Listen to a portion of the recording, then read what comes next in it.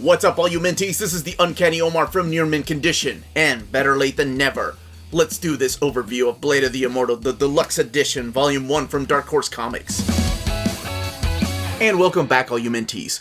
Apologies, this video was supposed to come out about a month ago, but for some reason my book was just lost in the mail somewhere, and it finally got here, literally this morning.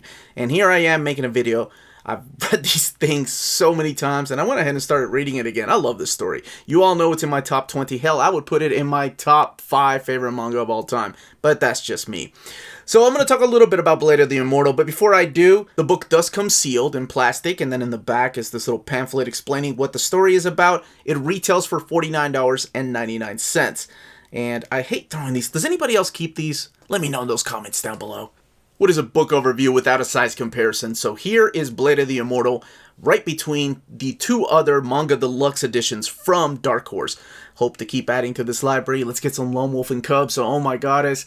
I better slow down. Alright, so the very first thing you probably notice is that both these are reading right to left in traditional Japanese format, whereas this is going left to right, which is the traditional American way of reading comics. We'll look at that and talk about that here in a second. The other thing I'm sure you can probably tell by now is the spine. What's going on with it? Why isn't it curved? Well, it's because we're dealing with a flat spine. I don't know how I feel about that, but we'll look at that in the binding towards the end of the video. Let's do another little comparison. And here it is, compared to the size of the original Blade of the Immortal trade paperback. That's right, this wasn't a tankobon yet. This wasn't one of these things that we see all the time now at bookstores and comic book shops. This was literally a collection of single issues. That is the way that Dark Horse released these, along with Oh My Goddess and all the titles they had back then, like Dominion Tank Police. But the way that we got these books were in monthly single issue format, $2.99, and you bet your ass I bought every single one of those from 1996 until the series was canceled. I think in 2003 is when they released the final issue. And then they just decided to collect the rest of it in tankobon format, which is the way that it's released in Japan. So let's go ahead and open this up. Here's your bookend pages. And we are going to talk about, I promise here in a second, the left to right format and why they decided to do that. Not with just this release, but with the original release. It was just traditional to do that back then. One of the things that I noticed here is a nice dedication to Torrin Smith. And if you're not familiar with that name, he was one of the earliest pioneers of translating manga. I think he was out of a studio based in Canada. He was one of the original founders of Studio Proteus, who went on to do a lot of translation, mainly for Dark Horse at the time, and then Viz Comics. But I completely forgot the gentleman passed away. I never got a chance to meet him, but I was a big fan of his work. He did a lot of translations. There's a lot of these people whose names I've just got embedded in my head because of years of reading this stuff. And since I collected these in single issues, I'm familiar with those names. Okay, so let's get two things out of the way. Number one, the swastika. What's going on? Why is that in this book? Well, here is a brief history as to why Manji, the main character, uses it in the back of his clothes. Keep in mind, the stories in here take place in the late 18th century. They have nothing to do with Nazi Germany. So it's just a symbol that a lot of Buddhist people use. It was a symbol that was all over the world, and you can probably tell that it is pointed in a different direction than the Nazi symbol. It's been used in South America, in a lot of Eastern cultures. And anyway, here's a brief little description as to what that symbol is and what it stands for Manji. Now, the artwork. Let's talk about the artwork, because that's not a good page. So, it reads left to right because back then, as I was mentioning, books were mainly being translated this way. Our American heads could not wrap around the idea of reading from traditional right to left. So if you wanted to pick up a manga, every studio, not just Dark Horse, decided to make books left to right using a mirror technique. And pretty much the mirror technique is just pretty much copying a page from Japan and then mirroring it over here in America to be released in the proper format, because you're reading it this way, from left to right, like your brain has been wired to do since reading American comics, or European comics for that matter. But Samura the gentleman who created this wonderful manga, and I haven't even talked about him yet, so I'm going to try to keep this short. Hiroaki Samura decided that, you can't really do that to my work. I don't want that happening because I feel like I don't want Manji to be right-handed, or these characters to be right-handed if they're supposed to be left-handed. And that's the problem with manga that was mirrored. The eye patch was in the wrong eye. And I'm sure you get the idea by now. So what he set out to do, and this is such a freaking awesome thing to do, is he told Dark Horse or Studio Proteus to cut out the panels, each panel, and place them again so that you're not mirroring the pages, but you're just replacing the panels so American audience can read them. That was unheard of. No other book had done that. I mean, Dark Horse at the time was doing Amagami Tensei, the Oh My Goddess series, Lone Wolf and Cub, Appleseed, all these other books. Working with Masumi Shira, and he was like, whatever, Katsuhiro Otomo, because they had the rights to Akira after Marvel. But for some reason, when Samurai was like, this is what I want you to do, they were like, okay, we'll do it.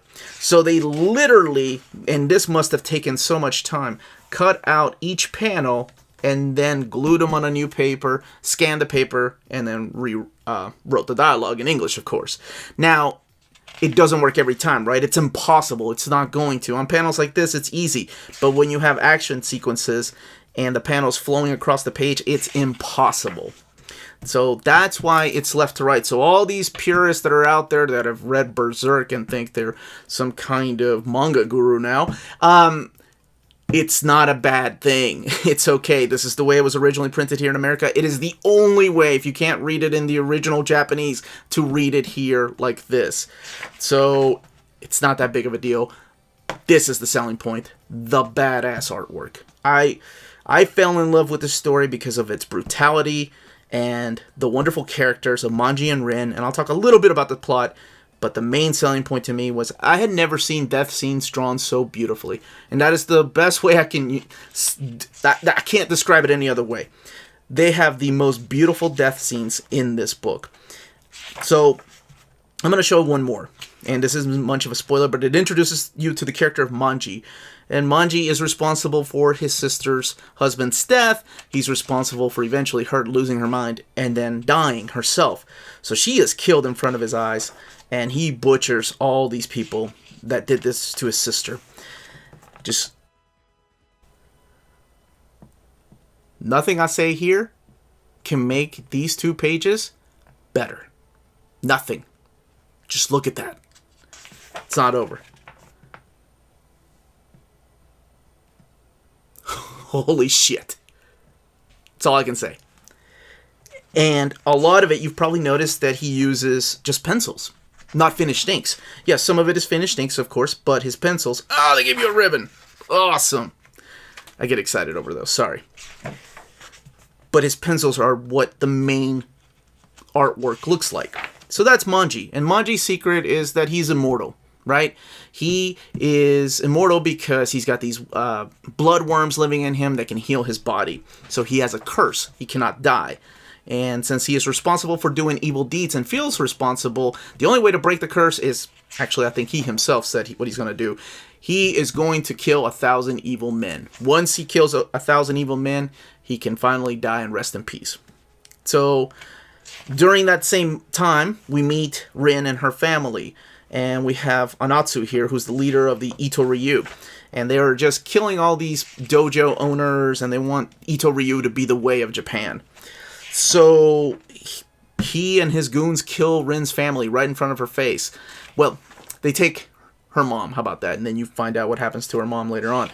So I think it's 2 years later, she finds Manji and she wants to hire him to get revenge for killing her entire family and kidnapping her mom. And I will let you figure out what that looks like later, what happens there. Again, beautiful pages. So together, they set off on a quest where this young girl, Rin, is now with this assassin who cannot die. So what could go wrong? Well, you meet other assassins that have magical powers. You meet assassins that can't die. You meet oh my god, Taito, this dude right here was a badass. Yeah, and they're all part of the Ito Ryu, and that's what she wants to do. She wants to kill all the Ito Ryu. And this is what the fighting sequences look like. One of the things I'm going to say is if the sound effect is part of the artwork, that's another thing that Samura wanted. He wanted it to be untouched. So for those purists that like the sound effects to be in the original Japanese, well, most of it is like this, okay? If it's part of the artwork. If it's something like this, then they decided to translate it because he was okay with that translation. But he oversaw this project. I'm talking it's the same kind of thing that Katsuhiro Otomo did with Akira when Marvel decided to colorize it. Uncanny Omar talk pretty one day. I can't even say talk. But it's the same kind of supervision. He looked at each page, he looked at each panel to just get it approved. And I just wanted to show some more of his badass artwork. So, I mean, there were 30 volumes of this, right? 30 volumes. So we're going to have a total of 10 of these because these are 3 in 1. As a matter of fact, this book has 576 pages. And let me just show you what it looks like in between the books, too. Because I'm sure you probably noticed it didn't have a table of contents. Didn't give you a page number, so there are no pages. But in between each of the tankobon, so they're like 3 of these in 1. You get little pinups, you get glossaries as far as the weapons, because they use a lot of weapons with the traditional names, so in case you get lost.